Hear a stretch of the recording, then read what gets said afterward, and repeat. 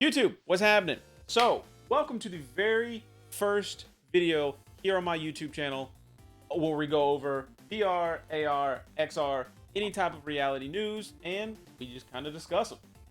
So we're going to start off with a little PSVR 2 news in the way of a video game that you probably know of. Firewall Ultra was announced for the PSVR 2. Development studio First Contact Entertainment happily announced their successor to their popular title, Firewall 0 Hour.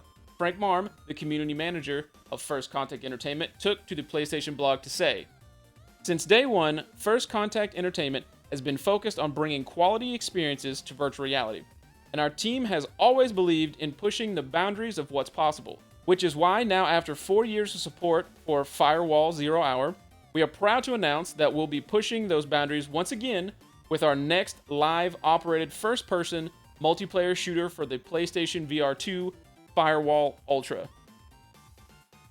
So games like this get me really excited because I really believe that there needs to be a focus on not just standalone VR game titles, but PC VR titles and now, PSVR 2 titles.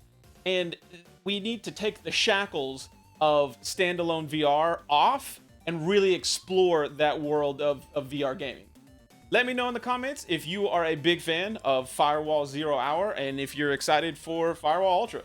Next up, we got some news for the Vive Focus 3 user base. Last week, the HTC Vive team announced 2 products to join the Vive Focus 3 platform, one of which is an eye tracker and the other is a facial tracker. This isn't the first time we've seen aftermarket tracking devices, but the Vive Focus 3 devices seem very well made. And speaking of aftermarket parts, we have a new product from Nofio or Nofio. I've kind of heard both. I'm sure you have seen many creators talk about the device and saying it's actually as good as the company Nofio says. Personally, I don't have an Index. I really like wireless PCVR, and I have 3 monitors, so it's kind of hard for me to take one monitor out for a Valve Index, but that's neither here nor there. And if you do have a Valve Index and you have $400 extra laying around for a wireless version, go right ahead. The Kickstarter, you actually, as of recording this video, I looked on the Kickstarter and you're actually unable to pledge because they've hit their goal. They've done it. Congratulations to the Nofio team on reaching all of their goals. That's awesome.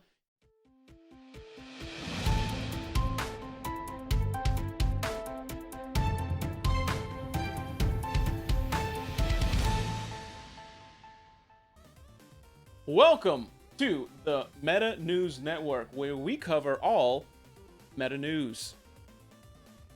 Our first story this evening. Meta and Qualcomm make a partnership to further the advancement of standalone VR chips for the future. Now, this is actually a pretty bold move by Meta, or Facebook, because it's not proprietary. Anybody can use these chips in the future, but I do like Meta's move to get the foot in the door because they want to be on the forefront of VR technology. Obviously, their name is Meta now, so they have a big, stake in the metaverse, as everyone calls it. And I think teaming up with Qualcomm is just gonna help everyone win. So, good job to them. I really hope to see some benefits in the future for everybody, because not one company needs to own the metaverse. Next up, we have the Meta Connect conference coming in, formerly known as the Oculus Connect. It'll be on October 11th. Wait, what's that? Are you serious? People, we have a breaking news story. We have our field correspondent on the scene to give you a little bit of word. No mames, no mames, no mames. No mames, no mames. Wey, no te mames.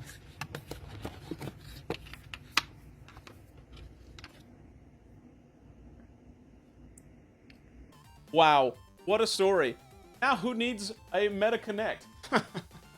No, but seriously, let me take this stuff. Okay, so how this story even happened is apparently a custodian from a hotel was cleaning a room, found multiple boxes of Quest Pros, and took videos of them. And I mean, honestly, like looking at it in person, like in someone's hands, the headset looks mad clean. I'm really excited about it. I'm not gonna buy it because it's too expensive for me personally, and it's not really my focus in VR. But it looks nice, and I'm excited for what we get in MetaConnect to see really what the final version is going to be spec wise, price, and lastly the Pico 4. Now I kind of wanted to retroactively talk about some news that was leaked a little while ago. They did leak the controllers for the Pico 4, and I seen a lot of people praise them for their new design, but I hate them. I always hated it. I think they're ugly. I think they look like a Fisher Price version of what a VR controller should look like. This is a terrible design in my opinion. I can't stand it. But that's not to say that it's gonna not gonna be feature packed, and it probably will be. The Pico 4 is shaping up to be a great headset, but I don't know about this design. This design, ick. But some new news about the Pico 4. An analyst that goes by the name of Black Sheriff 008. I'm sure you've heard of him before. But he got an actual version of the Pico 4. Got it in hand, got to mess with it. And he posted a picture, which will be on the screen right now.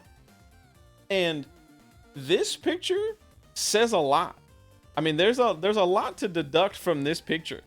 If he is an XR analyst, right, and gets a Pico 4, and he can't really say anything, but this is the image that he comes out with, it's kind of telling that the Pico 4 is coming out swinging.